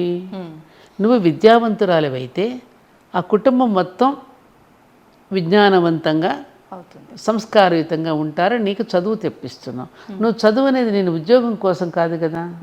ఉద్యోగం కోసం కాదు కదా మనం చదువుకునేది, విలువల కోసం. ఏ విద్య విలువలనిస్తోంది మనకి ఇప్పుడు? కాదు కదా. అక్కడ చాలా పెద్ద పప్పులో కాలేసాం మనం. ఇప్పుడు బాధపడేమి లాభం? ఆడపిల్లలకి చదువుకోవాల్సిందే, మగపిల్లలు చదువుకోవాల్సిందే. మేము చదువుకున్నది ఎంత? మా అమ్మగారు చదువుకుంది 4వ తరగతి. కరెక్ట్గా సంతకం పెట్టడం కూడా బాగా వచ్చేది కాదు నిజంగా చెప్పాలంటే. కానీ వాళ్ళ నోరు విప్పితే, మా నాన్నగారు కానీ మా అమ్మ కానీ నోరు విప్పితే ఎంత అద్భుతమైన విషయాలు వారి నోటి వెంట వెలువడయ్యో. మా నాన్నగారు మంచి మహాభారతం, రామాయణం వాటి విలువలు చెప్తూ ఉండారు. అలాగే నేను కూడా పెద్దగా ఏం చదువుకోలేదు. 11వ తరగతి చదువుకున్న తెలుగు మీడియంలో. మరి మేము ఏ సారాన్ని గ్రహించాం? పెద్దవాళ్ళ దగ్గర నుంచి మీరు ఏది అవసరమో అది తీసుకున్నారు. వారు అరుగుజాడలు ఏవైతే అనూచానంగా పెద్దల నుంచి అనూచానంగా వచ్చినటువంటి వాటిని అనుసరిస్తూ ఎక్కడైనా తప్పు జరిగితే కూడా దాన్ని ప్రతిఘటించాం మేము. ఆ ప్రతిఘటించకుండా అన్నింటికీ తల వంచేసి ఏమీ గంగిరెద్దుల పొరలు ఊపలేదు. దాన్ని సరి చేసుకున్నాం. సరి చేసుకోవడానికి, సరిదిద్దుకోవడానికి చాలా తేడా ఉంది. గుర్తుపెట్టుకోండి. ఆడపిల్లల్ని ఎవరిని అమ్మ సర్దుకు పొండమ్మని ఏ శాస్త్రము చెప్పలేదు. సరిదిద్దుకోండి అని చెప్పింది. సీతాదేవి సరిదిద్దుకుంది, అనసూయ సరిదిద్దుకుంది, ద్రౌపది సరిదిద్దింది. ఎవరికి వాళ్ళ భర్తలు సరిదిద్దుకున్నారు తప్ప సర్దుకుపోలేదు. ఇది గుర్తుపెట్టుకోండి మీరు. ఆ సరిదిద్దుకోవడంలో మీకు ఒక ఒడుపు తెలియాలి, ఒక నైపుణ్యం తెలియాలి మీకు. ఆ నైపుణ్యం అనేది దేని ద్వారా వస్తుందంటే మాట ద్వారా వస్తుంది. వాక్కు అనేది ఒక కామధేనువు. నువ్వు మాట్లాడే విధానాన్ని బట్టి నీ కుటుంబం మొత్తం నీ వెంట నడుస్తుంది. ఇది నేను అనుభవపూర్వకంగా చెప్తున్న మాట. ఇది మాట ఆ శృతి కలుపుకుని కుటుంబంలో జీవించటం ఎలాగో, ఆ ఒడుపుగా తప్పించుకుంటూ ఒడుపుగా నైసుగా తప్పించుకుని చెప్పడం ఎలాగో అది తెలిసి ఉంటే ఏ ఆడపిల్ల సంసారమైనా బ్రహ్మాండంగా ఉంటుందమ్మా. ఇది తెలియ కొట్టుకుంటున్నారు పిల్లలు. Very simple. నా దగ్గరికి 2-3 జంటలు వచ్చారు ఆ మధ్యన. ఎప్పుడు వస్తే నేను చెప్పిన తర్వాత ఎప్పుడో చాలా కాలం తర్వాత అమ్మాయి ఎక్కడో తారసపడింది. నేను గుర్తుపట్టలా. నమస్కారం చేస్తుంది. అమ్మ నేను మీరు మర్చిపోతే నేను ఎలా మర్చిపోతానమ్మా? ఆనాడు మీ ఇంటికి వచ్చా నేను, కాపురం ఇట్లా బాగా వచ్చేసింది. అప్పుడు చిన్న సూక్ష్మమైన 2 విషయాలే మీరు చెప్పారు నాకు. అది నా లైఫ్ని మార్చేసింది అని చెప్పింది. సింపుల్. ఇదే కమ్యూనికేషన్. జస్ట్ కమ్యూనికేషన్ అమ్మా. ఆ కమ్యూనికేషన్ స్కిల్ అనేది వీళ్ళు ఇప్పుడు అభినయంతో నేర్పిస్తున్నారు తప్ప అక్కర్లే. ఆ కమ్యూనికేషన్ స్కిల్ అని ఎదుటివాడితో మనం ఎలా మాట్లాడి అతడిని ఎలా మనం వశం చేసుకోగలుగుతున్నాం ప్రేమతో. అది భాగవతంలో శ్రీకృష్ణుడు ఎంత బాగా చూపించాడమ్మా. అవి ఎందుకు చదవరు వీళ్ళు? అవి చదివితే ఎలా చేయాలో తెలుస్తుంది. అమ్మవారి నామం స్వాధీన వల్లభాయై నమః అని ఒక నామం వస్తుంది. భర్త ఎప్పుడు స్వాధీనం అవుతాడు నీకు? ఎప్పుడు స్వాధీనం అవుతాడు? An obedient wife can only commands and demands her husband. ఇలాగే ఒకసారి సత్యభామ శ్రీకృష్ణుడితో పాండవులు అరణ్యవాసంలో ఉన్నప్పుడు నేను వస్తానని మీతో పాటు వాళ్ళని చూడటానికి వెళ్తున్నాడు శ్రీకృష్ణుడు. వెళ్తూ ఉంటే నేను వస్తానని చెప్పేసి ఇద్దరు బయలుదేరి వెళ్ళారు. వంట ఇంట్లోకి వెళ్ళి ద్రౌపది వంట చేస్తూ ఉంటే సత్యభామ వెళ్ళి ఈ ఒక్కడిని నేను వశం చేసుకోవడం నా తరం కావడం లేదు నాకు, ఎవరిని మన శ్రీకృష్ణుడిని. ఎలా వశం అయ్యారు ద్రౌపది? నీకేమైనా మందు పెట్టావా, మాకులు పెట్టావా, ఎట్లా ఈ 5గురు నీ వశం అయ్యారు అని అడిగితే ద్రౌపది తప్పు సత్యభామ, ఈ మాట ఇంకెక్కడ మాట్లాడుకో, ఎంత పొరపాటు మాట్లాడావు నువ్వు, నా దగ్గర అంటే అన్నావు కానీ ఇంకెక్కడ అనకు. భర్తల్ని మందులు పెట్టి మాకులు పెట్టి ఇంకొకటి పెట్టి వశం చేసుకోరు. ఉదయం లేచిన దగ్గర నుంచి నేను వాళ్ళ బాధ్యతలన్నీ నేను తీసుకుని ఉదయం బ్రేక్ఫాస్ట్ దగ్గర నుంచి రాత్రి డిన్నర్ వరకు వాళ్ళకి అన్నీ నేను అరేంజ్ చేసి, వాళ్ళు ఏ బట్టలు వేసుకుంటే బాగుంటుందో వాళ్ళకి కావలసినవన్నీ అరేంజ్ చేసి నేను వాళ్ళని సేవించుకుంటూ ఉంటాను. అట్లా వాళ్ళకి కావలసినవన్నీ అందిస్తూ స్నేహపూర్వకంగా ఉంటాం మేము. అట్లా ఉంటారు తప్ప భర్తలు మనకి ఏదో మందు పెట్టి మాకు పెట్టి వసూలు చేసుకోరు. ఏది వద్దో అది ఆచరిస్తున్నారు ఇప్పుడు. ఏమ్మా, అందుకని ఇవి తెలియాలిగా పిల్లలకి. ఏమ్మా, అసలు నువ్వేం చేస్తున్నావు, నువ్వు ఎలాంటి రూపంతో కనిపిస్తున్నావు నీ భర్తకి, ఎలా మాట్లాడుతున్నావు, ఇది ఆలోచించారు ఎప్పుడైనా? అలసిపోయి వచ్చినటువంటి భర్తకి ఆఫీసు నుంచి రాగానే ఒక చక్కని గాజులు వేసుకున్న చేత్తో ఒక కాఫీ కప్ అందించేటటువంటి భార్యలు ఈ ఆధునిక యుగంలో ఎంతమంది ఉన్నారమ్మా? నవ్వుతూ రాగానే అతను అలసట తీరిపోయేటట్టుగా మాట్లాడి పలకరించేవాళ్ళు. రాగానే ముందు ఏం తెచ్చావు, నాకు గిఫ్ట్ తెచ్చావా అని చూస్తున్నారా? అసలు అతను అలసిపోయి వచ్చిన వాడికి సేద తీరేటట్టుగా ఎవరుంటున్నారు? నేను ఈ మధ్యన ఒక మాట కూడా అన్నాను, పాపం వాళ్ళకి తప్పు కాదు, ఇప్పుడు ఈ ఉద్యోగాల్లో పడిపోతున్నారుగా భార్యాభర్తలు ఇద్దరు. ల్యాప్ అంటే ఒడి కదా, ఈ ఒళ్ళో ఏముంటుంది? ల్యాప్టాప్ ఉంటుంది. అతని ఒళ్ళోనూ ల్యాప్టాప్ ఉంటుంది, అమ్మాయి ఒళ్ళోనూ ల్యాప్టాప్ ఉండి పనిచేస్తున్నారు వర్క్ ఫ్రమ్ హోమ్లో కూడా. భార్యాభర్తలు ఇద్దరు అనురాగంతో ఆమెను ఒడిలో తలబెట్టుకుని సేద తీరుతాడు, అతని ఒడిలో ఈవిడ సేద తీరుతుంది తలబెట్టుకుని. ఆ ల్యాప్లో వీళ్ళ తలకాయ ఉండాల్సిన బదులు ఈ ల్యాప్ టాప్ ఎప్పుడు వచ్చినా వీళ్ళ టాప్లు వేసిపోతుంది. టాప్లు వేసిపోతుంది వీళ్ళ అరుపులకి, కేకలకి. ఎందుకని? స్ట్రెస్, ఒత్తిడి మొత్తం ఇదంతా దానిలో ఉన్న రేడియేషన్ అంతా బాడీ మీద పడిపోతుంది. పిల్లలు సరిగ్గా పుట్టటల్లా, అవయవాలు సరిగ్గా లేని పిల్లలు పుడుతున్నారు, ఆటిజం పెరిగిపోతుంది, డాక్టర్స్ హెచ్చరిస్తున్నారు. మరి ఆడు కనిపెట్టేవాడు అన్నీ ముందే మనకి హెచ్చరికతోనే పెట్టాడు. ల్యాప్టాప్ నీ టాప్లు వేసిపోద్ది ఒళ్ళో పెట్టుకుంటే అని. ఏమ్మా, టీవీ అండ్ దూరదర్శన్, నువ్వు ఇంత దూరంగా ఉంటే అంత మంచిది, దూరంగా ఉండు సుమన్ పెట్టడమే దూరదర్శన్ అన్నాడు. దానికి దగ్గర అయిపోయావు, ఎడిక్ట్ అయిపోయావా లేదా? ఇవన్నీ ఎందుకు చెప్తున్నానంటే అమ్మా,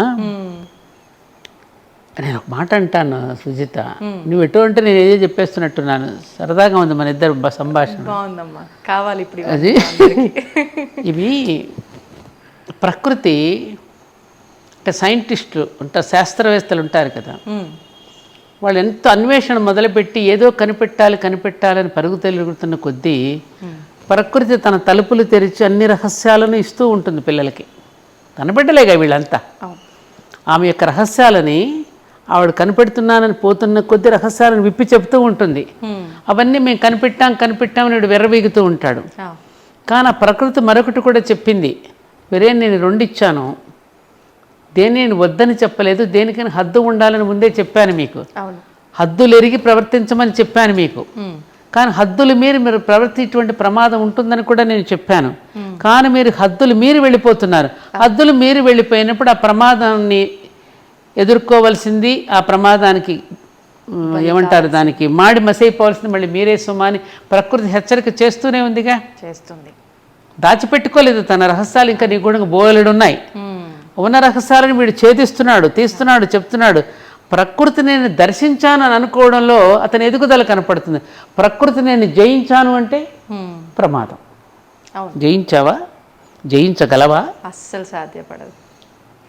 ఆల్రెడీ ప్రకృతి తన పని తాను మొదలుపెట్టేసింది కదమ్మా. అవునమ్మా. ఈవెన్ ప్రకృతినే కనుక అతను జయించాను అని అనుకుంటే మన నాసా ఈ శాస్త్రవేత్తలందరూ ఇది మన శ్రీహరికోటలో ఈ కక్షల్లో ప్రవేశపెట్టేటప్పుడు శ్రీ వెంకటేశ్వర స్వామి దివ్య సన్నిధానంలో పెట్టేందుకు వెళ్తున్నారు? నమ్మకం కాదు, అంతా ఇది దైవ సృష్టే. దైవ సృష్టి ముందు మానవ సృష్టి నథింగ్ అనేది తెలిసే కదా ప్రయోగం చేస్తున్నాం మేమని. ఆ ప్రయోగానికి ఆవిడ కావలసిన ఆశీర్వాదం నీకు ఇస్తోంది. ఇప్పుడు నువ్వు తపస్సు చేసి రాక్షసులు ఎన్నో కోరికలు కోరుతున్నారు, కోరికలను ఇస్తోంది ఆ తపస్సు ఫలితంగా. ఇస్తున్న ఈ కోరిక నీకు ప్రమాదం రాని హెచ్చరిక కూడా చేస్తోంది. భస్మాసురుడేమయ్యాడమ్మా, కంసుడేమయ్యాడు, రావణాసురుడేమయ్యాడు, మారీచుడేమయ్యాడు. మరి వీళ్ళందరినీ ఎందుకు సంహరించింది? తర్వాత సంహరించి తన మెళ్ళలోనే వేసుకుంది. ఒరే నేను ముందే చెప్పానురా, కోరిక కోరే ముందే మీరు ఆలోచించి కోరుకోండిరా, ఆ కోరికే మీకు చివరికి శాపం అయిపోతుందిరా అని ముందే చెప్పింది కదా. ఇవాళ మనకి ఈ ఆధునిక టెక్నాలజీ అనేటటువంటిది కూడా మనం దాని వెంట పరిగెడుతున్న కొద్దీ అది మన వేళాకోళం పట్టిస్తోంది. ఇది ఎందుకు లింకు? ఇప్పుడు నువ్వు అడిగిన ఈ దాంపత్య జీవితానికి కూడా ఇది లింకు కాబట్టి చెప్తున్నా నీకు. పిల్లలకి పాలు లేవు, వాడికి ఇమ్యూనిటీ తగ్గిపోతుంది. ఇమ్యూనిటీ తగ్గిపోయినాడు చిరాకు పడుతూ ఉంటాడు, వాడు ఊరికి వ్యాధులు వస్తూ ఉంటాయి, మరి భార్యను విసుక్కుంటూ ఉంటాడు. ఇవన్నీ ఉంటాయి కదమ్మా. ఆ అమ్మాయి పని చేసి అలసిపోయి భర్తను ఏదో ఒకటి అనేస్తుంది, ఇద్దరికి మధ్యలో ఘర్షణ జరుగుతుంది, విడాకులు అయిపోతాయి. అప్పుడేమనేవారు, నన్ను కాకపోతే ఎవరిని అంటారండి, పాప ఆయన సొత్తు నేనే కదా, నా సొత్తు ఆయన సొత్తును నేను. మమ్మీ ఒకరికొకరు మా మీద విసుక్కు ఇంకెవరి మీద విసుక్కుంటారు? అనేవారా కాదా? చూసాం, మా అమ్మ నాన్నలు మేము చూసాం ఇవన్నీ. మన పేరెంట్స్ని చూసాం కదా, వాళ్ళ జీవన విధానాలు చూసాం కదమ్మా. అందుకని ఇప్పుడు తెలుసుకోవాల్సింది ఏమిటంటే, ఈ చదువు అనేటటువంటిది కేవలం ఉద్యోగాల కోసం కాదు, జీవితం అనేది హాయిగా జీవించడానికి. హాయిగా జీవించడానికి బదులు లేనిపోయినవన్నీ తెచ్చిపెట్టుకుని ఎందుకు విచ్ఛిన్నం చేసుకోవాలి మనం? కాబట్టి ఓ యువత, ఇప్పటికైనా ఆలోచించండి నాన్న, ఇప్పటికైనా మీరు వెనుతిరిగి ఒక్కసారి మీ జీవితాలను సరిచేసుకోండి, సరిచూసుకోండి అని చెప్పడం కన్నా మా అలాంటి పెద్దవాళ్ళు ఇంకేం చెప్తాం? కోరికలను నియంత్రించుకోండి, ఇంద్రియాలను నియంత్రించుకోండి. నియంత్రించుకోవడానికి దానికి పద్ధతులు మన పూర్వీకులు మనకి ఎన్నో అందించి, మెడిటేషన్ ద్వారా, ప్రాణాయామం ద్వారా, యోగా ద్వారా ఇవన్నీ మన పెద్దలు పెట్టారు. ఎందుకంటే లెస్ లగేజ్ మోర్ కంఫర్ట్ అన్నట్టుగా, ఊరికే విషయాలంపటాలు ఊరికే పోగు చేసుకోకుండా సింపుల్గా బ్రతుకుతూ, సింపుల్గా జీవిస్తూ హాయిగా జీవించండి. సాదాగా జీవించండి, ఉన్నతంగా ఆలోచించండి, ఎంత హాయిగా ఉంటుంది. ఉన్నతంగా జీవిస్తాము, అస్సలు బుద్ధిగా ఆలోచించాం. ఉన్నతం అంటే ఏంటి? ఉన్నత జీవితం అంటే ఏంటమ్మలో? పెద్ద పెద్ద బంగళాల్లో ఉంటాం. ఇప్పుడు ఆ బంగళాలు కూడా చస్తున్నారు ఉండలేక, అవి కూడా వద్దనిపిస్తుంది వాళ్ళకి. వాళ్ళకి కొంతకాలం ఉంటుంది మోజు తీరాక. ఇప్పుడు భార్య మీద ఇందాక అన్నట్టు మోజు తీరినట్టు ఈ బంగళా మీద మోజు తీరుతుంది కొన్ని కాలానికి. మళ్ళీ ఎక్కడో సింగిల్ బెడ్రూమ్ ఎక్కడుందండి, లేకపోతే ఎక్కడైనా పెద్దవాళ్ళందరూ 10 మంది కలిసి ఉండే చోట వెతుకుతున్నారుగా. ఇప్పుడు సింగిల్ బెడ్రూమ్లో ఉన్న వాళ్ళందరూ పెద్దవి కావాలన్నారు, ఆ పెద్ద దగ్గర నుంచి ఆకాశ హర్మ్యాలు అన్నారు, ఆ కిందకు దిగడం ఎట్లాగా అని ఇప్పుడు ఆలోచిస్తున్నారు. ఎక్కడన్నా ఊరి చివరికి వెళ్ళి ఫామ్ హౌస్లో ఉందాం. చూడండి ఆలోచనలు ఎలా మారిపోతున్నాయో. అది ముందు నుంచే ఉంటే అసలు తిప్పలేదుగా, ఇంత కాంక్రీట్ జంగల్గా చేసుకోవాల్సిన అవసరం ఏముండదుగా. ఒకే ఇంట్లో ఇంతమంది ఎలా జీవించగలిగాం, ఆప్యాయతలను ఎలా పంచుకోగలిగాం కదమ్మా. అందుకని ఎంత సింపుల్గా మనం ఉంటే అంత హాయిగా జీవించగలం. సింపుల్ సిటీలో ఆనందం ఉంది అనేది ఇప్పుడు తెలుసుకుంటే అందరం హ్యాపీగా బ్రతికేయచ్చు. అంటే ఒక సామెత చెప్పేవారమ్మా, నేను విన్నా చాలాసార్లు, ఎద్దున్నోనికి బుద్ధుండదు, బుద్ధున్నోనికి ఎద్దుండదు అని చెప్పి. అంటే మనకొకటి ఉంది అని అంటే, ఇప్పుడు నేను అన్ని రకాలుగా నేను ఉన్నతంగా అంటే, ఆలోచనల్లో నేను ఉన్నతంగా ఉంటే ఫస్ట్ నన్ను ఏది అంటదు. అంటే నాకు ఇది కావాలి, అది కావాలి, నేను పోల్చుకోను, ఎదుటోళ్ళతో పోల్చుకునే ఆలోచనే రాదు. కానీ ఇప్పుడు ఆలోచనలే ఉన్నతంగా లేవు కాబట్టి, నేను మంచి ఐశ్వర్యంతో కూడి ఉంటే, నాకు మంచి ఒక బంగ్లా, కారు ఇవన్నీ ఉంటే ఫస్ట్ ఆరోగ్యం అన్నా బాగుండదు, కంటికి నిద్ర ఉండదు, ఈ ఇబ్బంది లేదు. ఇవన్నీ లేకుండా నేను పూరి గుడిసెలో ఉంటే నాకు అదే బంగ్లా లేదు, కారు లేదు, ఆరోగ్యం అన్నీ బాగుంటే ఇది లేదు, అది ఉంటే ఇది లేదు అని చెప్పి ఈ ఆలోచన ఎక్కువైపోయింది కదా. ఎక్కువైపోయింది. ఎందుకనంటే అమ్మా, మనకి ఉత్తమ సాహిత్యం ఉంది, అనేక గ్రంథాలు ఉన్నాయి, ఉత్తమ సాహిత్యం ఉంది. భగవద్గీత దగ్గర నుంచి ఉపనిషత్తులు, మిత్రలాభం, పంచతంత్ర కథలు, మనకి పశుపక్షాదుల మీద పెట్టి కథలు చెప్పేవారు. ఎలా ఉంటే ఇట్లాంటి పర్యవసానం వస్తుందో అవి వినే ఓపిక వినిపించడం లేదు. వాళ్ళ ఇంట్లో కూర్చున్న కథలు చెప్పేవారు. ఇంట్లో కూర్చున్న పెద్దవాళ్ళ కథలు చెప్పే గురుత్వం వహించే పెద్దలు వాళ్ళ ఇంట్లో లేరు కదా, ఎవరు లేరు కదా. ఎదుగుతూ ఉన్న పిల్లలకి ఎదుగుతూ ఉన్న క్రమంలో వాళ్ళకి చెప్పడానికి. ఆఖరికి మేమే చెప్తూ ఉంటాం, స్నానం చేసేటప్పుడు ఇక్కడి నుంచి నేను కూడా అరుస్తూ ఉంటాను, అరే శుభ్రంగా స్నానం చేయండి, పళ్ళు తోముకోండి, వీపు తోముకోండి, అక్కడ తోముకోండి, ఇక్కడ తోముకోండి అని మేము అన్నీ చెప్తూ ఉంటే వాళ్ళకి చాదస్తంగా కనిపిస్తున్నది. పిల్లల బట్టలు ఇలా వేసుకోవాలన్నా, పెద్దవాళ్ళ ముందు కూర్చున్నప్పుడు ఇలా కూర్చోవాలని చెప్తే ఇప్పుడు పిల్లలు వినిపించుకునే స్థితిలో లేరు. బుల్షిట్ ఇవన్నీ ఇట్లాంటి కబుర్లు మాకు చెప్పకండి, మీ కాలం వేరు మా కాలం వేరు అని మన పిల్లలే అంటున్నారు. అవునమ్మా, కదా కాదు. సో అది అంటే దాని పర్యవసానం వాళ్ళకి తర్వాత తెలిస్తే కానీ బుద్ధి రాదు. ఏదంటారే ముట్టుకున్నాక కానీ నీకు తెలియదురా అంటాను చూడమ్మా. సో అట్లాంటి పరిస్థితుల్లో ఉంటే మనకేంటంటే ముఖ్యంగా మన సాహిత్యంలో ఒక రియలైజేషన్ ఉంటుంది కదా, రిలాక్సేషన్ ఉంటుంది. అవి చదువుతున్న కొద్దీ, పెద్దలు చెప్పిన వాక్యాలు తెలుసుకుంటున్న కొద్దీ మన కన్ను విచ్చుకుంటుంది, మనసు విచ్చుకుంటుంది. నేత ఏ కన్ను? అంతఃచక్షువు, ఈ బాహ్య చక్షువులు కాదు. అది విచ్చుకున్న కొద్ది జీవితం అంటే ఏమిటో, జీవితం యొక్క విలువలు ఏంటో మనకు అర్థమవుతాయి కదా. అప్పుడు అందుకని పిల్లలకి చిన్నప్పటి నుంచి సాహిత్యాన్ని అలవాటు చేయండిరా మీరు. ఆ సాహిత్యం ఒకటి చిన్నప్పటి నుంచి అలవాటు చేసేవారు కదమ్మా. ఇప్పుడు అది లేదు పిల్లలకి. మంచి పుస్తకాలు చదవడం అనేటటువంటిది ఆ కథలు చెప్పడం అనేటటువంటిది, ఎప్పటికప్పుడు వాళ్ళని సరిచూడటం అనేటువంటిది, పెద్దలు వాళ్ళని మందలించి చెప్పడం అనేది ప్రతి ఇంట్లో పోయింది. పెద్దలే లేరు అసలు ఇళ్ళలో. పెద్దలు వద్దనుకుంటున్నారు. అవునమ్మా. ఇప్పుడున్నటువంటి తరం స్వేచ్ఛగా ఎక్కడో జీవించాలనుకుంటున్నారు తప్ప పెద్దలు ఇంట్లో ఉంటే మన పిల్లలకు ఉపయోగం అనేటటువంటిది పోయింది. కాబట్టి అనుభవించాలి, తప్పదు. రెండవది ఆటపాటలు. వాళ్ళకి ఆడుకోవడానికి గ్రౌండ్ ఏది లేదు. మన ఆటపాటలలో కూడా ఒక తాత్వికతను ఉండేది. మన గోళీలు ఆడుతూ ఉంటే ఒక ఏకాగ్రత. ఏదైనా చూడండి, మీరు మన ప్రతి గేమ్, మన వైకుంఠపాళి తీసుకోండి, మీరు పరమపద సోపానం. ఎదుగుతూ ఉన్న కొద్ది అహంకారం వస్తే ఫలానా నీలో కనుక ఎర్షడ్ వర్గాలు ప్రవేశిస్తే నువ్వు ఎట్లా పతనమైపోతావని జర్రుని కిందకు వచ్చేస్తాం. ఎంత నేర్పారమ్మా వాళ్ళు. ఇంట్లో స్త్రీలు ఖాళీగా కూర్చుని మధ్యాహ్నప్పుడు వచ్చి కథలు చెప్పించేవారు. బాలనాగమ్మ కథని, సీతమ్మ వారి కథని, అలా గాథలు చెప్పించేవారు వాళ్ళు. అలా వాళ్ళు ఓహో వాళ్ళు ఎంత కష్టాలు పడితే మరి మనం ఎంత అని వాళ్ళ కష్టాల ముందు మన కష్టం చిన్నగా తోసేది. నిజానికి పాండవులు పడ్డ కష్టాల కన్నా పడ్డామా? రాముడు పడిన కష్టం కంటే పడ్డామా? అంతకంటే మీరు అసలు శ్రీకృష్ణుడు పడిన కష్టాలు తలుచుకుంటే మీరు ఇంకా ఆశ్చర్యపోతారు. నిజానికి పోల్చుకుంటే వాళ్ళకన్నా సుఖంగా లేమమ్మా మనం. ఎంత కష్టపడి చేశారమ్మా వాళ్ళు. ఇవన్నీ చెప్పడం వలన ఓహో వాళ్ళు అంత కష్టపడితే వాళ్ళ కష్టం ముందు మనం చాలా చిన్నది కదా అని సర్దుకునేవాళ్ళం. కాదంటావా? అవునమ్మా, అవును. కాదా? మీరు చెప్పిన దాన్ని బట్టి నాకు ఒకటి అనిపించిందమ్మా, పోల్చుకోవటం తప్పు కాదు. అంటే ఏ రకమైన దానితో పోల్చుకుంటున్నామో అది ఆల్చుకోవాలి. మంచిని కాంపిటీషన్గా తీసుకో. అంతకంటే నేను ఎదగాలి, దీనికంటే నేను ఎదగాలి. ఊర్ధ్వముఖంగా నువ్వు ఆలోచించు. నీ ఆలోచనలు ఎప్పుడు ఊర్ధ్వముఖంగా ఉండాలి, అధోగతిలో ఉండకూడదు. అధోలోకంలో ఉంటున్నావా, నువ్వు ఊర్ధ్వలోకంలో ఉంటున్నావా? ఆ ఊర్ధ్వలోకంలోకి నువ్వు విహరించడానికే నీకు ధ్వజస్తంభం ఉంది అక్కడ. ఆ ధ్వజస్తంభాన్ని చూస్తూ ఉంటే అక్కడెక్కడ మన మూలాధార చక్రం నుంచి సహస్రారం వరకు ఉంటుంది, అక్కడ కనిపిస్తుంది. నువ్వు ఊర్ధ్వాన్ని అట్లా ఆది దంపతుల స్థాయికి నువ్వు ఆలోచనని పెంచడానికి ఎన్ని పెట్టారమ్మా మనకి.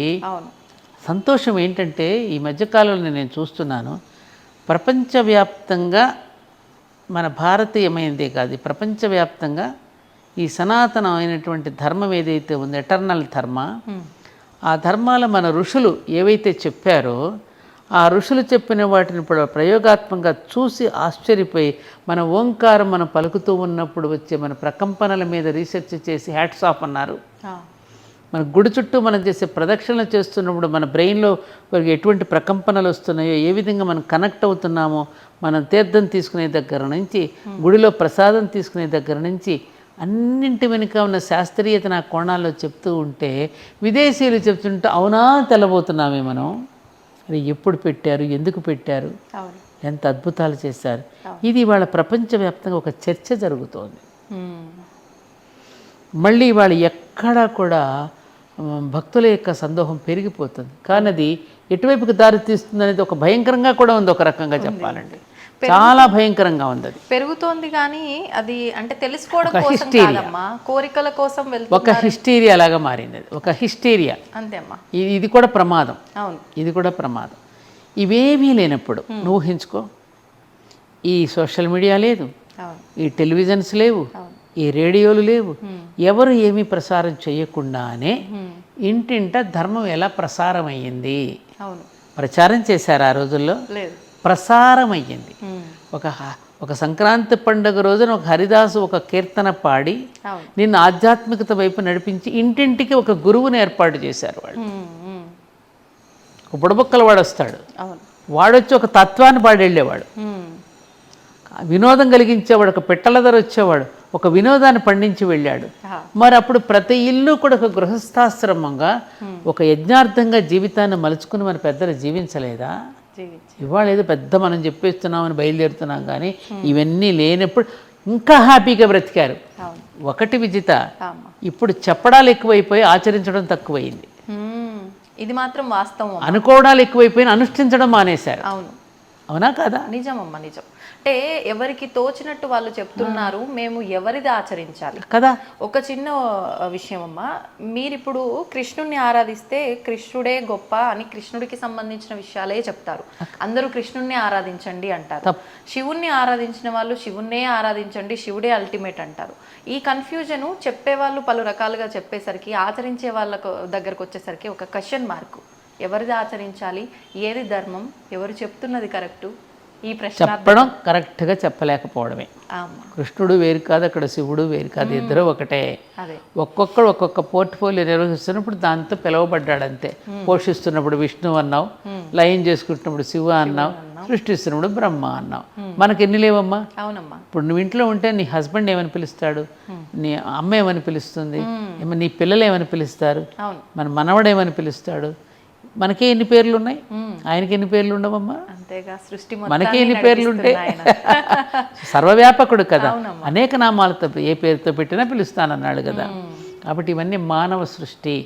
ఋషుల యొక్క వాక్కులను పక్కన పెట్టి ఎప్పుడైతే మనుషులు చెప్పే మాటల వెంట మనం పడుతున్నామో, ఈ భిన్న భిన్న కోణాలు ఎప్పుడైతే చెప్తా ఉన్నారో అక్కడ కన్ఫ్యూజన్ ఏర్పడుతుంది. ఆ మాస్టర్ గారు ఒక మాట అనేవారు, మేధావులేమో కన్ఫ్యూజన్లో పడిపోయారు, ఇడియట్స్ ఏమో దూసుకుపోతున్నారు. మేధావులు కన్ఫ్యూజన్లో పడిపోతే ఇడియట్స్ ఏమో దూసుకుపోతున్నారు. కరెక్టే కదా ఇది. ఈ కన్ఫ్యూజన్ ఎందుకు మనకి? ఏకం సత్ విప్ర బహుదా వదంతి. ఒకే సత్యాన్ని వివిధ రూపాలు ఎవరి శైలిలో వాళ్ళు చెప్పారు. సత్యం ఒక్కటే అక్కడ. ఇన్ని లేవు కదమ్మా, ఇన్ని లేవు. బంగారం ఒక్కటే, ఆభరణాలకు ఎన్ని పేర్లు పెట్టుకున్నాం మనం? మెళ్ళలో పెట్టుకుంటే నెక్లెస్ అంటున్నావు, చెవులకు పెట్టుకుంటే దుద్దులు అంటున్నావు, లోలకలు అంటున్నావు, మళ్ళీ వాటిలో ఎన్ని రకాలు ఏమ్మా, తాటంకాలు అంటున్నావు, ఏమో చేతులకు వేసుకుంటే గాజులు అంటున్నావు, కాళ్ళకి పెట్టుకుంటే కడియాలు అంటున్నావు, ఎన్ని పేర్లు. మెటీరియల్ ఒక్కటే, మెటీరియల్ విధానాన్ని బట్టి పేరు పేరు అంతే. ఇది కూడా అంతే. ఇది ఇక్కడ కన్ఫ్యూజన్ ఏంటంటే మన పూర్వీకులు దాన్ని ఒకే ఒక్క సామెతలోనే మొత్తం ద టోటల్ ఎస్సెన్స్ ఆఫ్ వేదాస్ని ఒక పద్యంలోనే ఒక్క సామెతలో చెప్పేశారు వాళ్ళు. వాల్మీకి మహర్షి చేసిన కృషి, వ్యాస మహర్షి చేసిన కృషి సామాన్యుల మెదడులోకి, ప్రతి పూరి గుడిసెలోకి వెళ్ళిపోయింది ఎప్పుడోనే. అనవసరంగా మనం తీసుకుని వచ్చి రకరకాలుగా మనం కన్ఫ్యూజ్ చేస్తున్నాం తప్ప జనాల్ని. వాళ్ళకి అన్నీ తెలుసు. నేను ఎప్పుడు కూడా విజిత సామాన్యుల్లోకి వెళ్ళి మాట్లాడుతుంటాను, ఊడ్చేవాడి దగ్గరికి.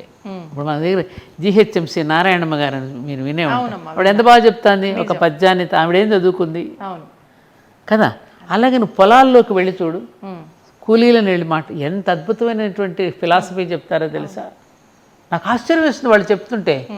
ఎంత నాలెడ్జ్ వీళ్ళ దగ్గర, ఎంత నాలెడ్జ్ ఉందో, ఎంత అద్భుతంగా చెప్తారు వాళ్ళు. వాళ్ళు టీవీలకు వచ్చి మనలాగా కూర్చొని చెప్పడం లేదు. వాళ్ళ దగ్గరికి అడిగితే జీవిత సత్యాలు తెలుస్తాయేమో మనకి. అన్నీ తెలిసి వాళ్ళు ఏమి తెలియని వాళ్ళ ఉంటారు. తెలియక తెలిసినట్టు మిడిసిపడుతూ మనకు ఏదో తెలుసని మనం చెప్పేస్తున్నాం, ఏం తెలియదు. సోక్రటీస్ ఒక మాట అంటాడు, నాకు అన్నీ తెలుసు, నాకు బాగా తెలుసు అంటాడు. ఏం తెలుసు అండి అంటే, నాకేమీ తెలియదని నాకు బాగా తెలుసు. ఈ వాస్తవాన్ని అందరూ గ్రహించాలి. అలాగే ఇదమ్మా, ఏదో కొట్టుమెట్టాడుతున్నారు తప్ప. సంతోషం అమ్మా, చాలా సంతోషం విజిత, చాలా సంతోషంగా ఉంది. మంచిదమ్మా.